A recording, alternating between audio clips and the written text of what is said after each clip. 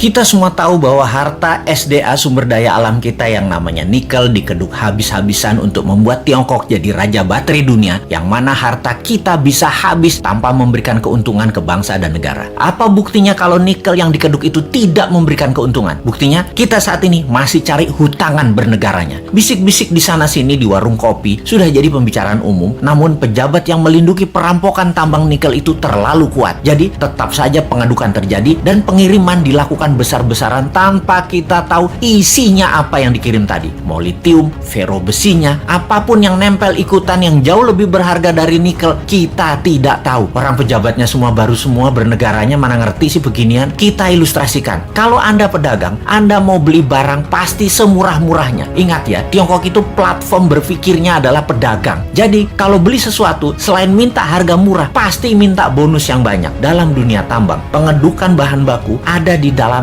masih all in. Semuanya masih ada. Mulai dari barang berharga, katakanlah nikel, ada juga impuritiesnya atau barang yang tidak pure atau barang yang tidak murni atau barang yang tidak diperlukan seperti tanah dan lain sebagainya, masih tercampur. Lalu dibersihkan, macam-macam cara pembersihannya. Ada di leaching, diproses, tujuannya untuk membuang barang yang tidak dibutuhkan. Katakanlah 75% terbuang, tinggallah 25%. Kalau dibawa 100% ke Tiongkok, yang 75% tadi adalah taiknya tambang yang nggak diperlukan. Taiknya mah tinggal di Indonesia aja. Makanya sekali lagi, taiknya dibuang di Indonesia aja. Kalau tadi dari 1 ton produksi tambang nikel ada 2% kandungannya. Setelah diproses tinggal 25%, nikelnya tetap 2%, tapi bukan dari 1 ton, dari 250 kilo. Nah, dalam 250 kilo ini ada fero juga, ada litium juga, ada macam-macam yang dibayar yang paling murah. Yang dibayar apanya? Nikelnya doang. Feronikel, nikel laterit, dan banyak lagi unsur logam dan mineral yang sudah disarikan tidak dibayar oleh Tiongkok. Kita asli bernegara nih bodoh memang, dan penjajah perampok itu dikasih karpet merah lagi, dilindungi, dan tidak ada yang sadar. Kalau ada yang sadar, maka segerombolan buzzer pecinta cuan anti NKRI mulai memecah belah bangsa dan mencari sisi positif yang kecil dibesar-besarkan dari sisi bosnya, tapi mencari sisi buruk, pengkritisi tanpa solusi, dan diputer-puter beritanya agar rakyat tahu pengkritisi itu dosa. Apa yang terjadi kalau hal ini didiamkan dalam jangka pendek? Bukan dalam jangka panjang ya, pendek ya. Negara kita akan miskin, pejabatnya makin kaya, rakyat nambah lapar. Kita hanya mengingatkan arahnya nantinya. Sebagai contoh sejarah kebodohan penguasa atas kelolaan sumber daya alam, kita mau kasih ilustrasi. Ada 3 negara yang akan kita pakai jadi contoh kali ini, yaitu Nauru, Venezuela, Zimbabwe. Fosfat oil business berliannya Zimbabwe. Nauru di tahun 1980-an, negara dengan 7.000 populasi, adalah negara yang sangat kaya, bahkan negara terkaya di dunia. Nauru adalah salah satu negara di selatan Pasifik. Nauru menghasilkan fosfat, bahan baku untuk pupuk. Saking kayanya, semua warganya digratiskan untuk melakukan apapun, sampai keluar negeri dibayarin pemerintah, diongkosi. Dan ada joke di sana, dolar itu hanya toilet papers. Dan ini bukan kiasan, dipakai beneran untuk ngelap pantat beneran. Lalu hasil alamnya ternyata habis 20 tahun kemudian, dan Nauru saat ini menjadi sangat miskin ya.